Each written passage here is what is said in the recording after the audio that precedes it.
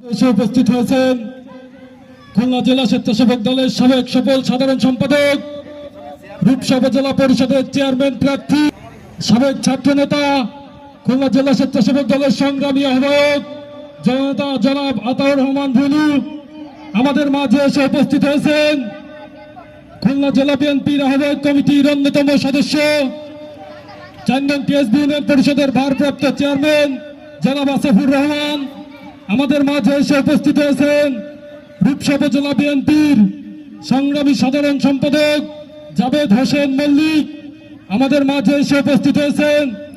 ৪ নং TSB union BNP সাবেক সদস্য সচিব, টিএসবি ইউনিয়ন বিএনপি সার্চ কমিটির ২ নং সদস্য জনাব আজিজুর রহমান আমাদের মাঝে এসে উপস্থিত হয়েছেন। আন্দাবাজ যুব সংঘের সিনিয়র ভাইস প্রেসিডেন্ট মারুফ হোসেন মনি আমাদের মাঝে এসে উপস্থিত হয়েছেন।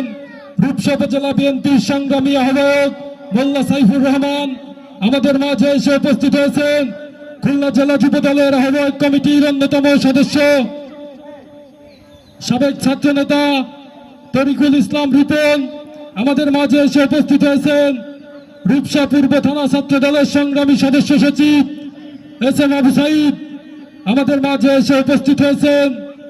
সাবেক রূপসা উপজেলা ছাত্র দলের সহসভাপতি জগদুল হাওলাদার আমাদের মাঝে উপস্থিত আছেন। রূপসা উপজেলা যুব দলের সংগ্রামী যুগ্ম আহ্বায়ক সাবেক ছাত্র নেতা জাহিদুল ইসলাম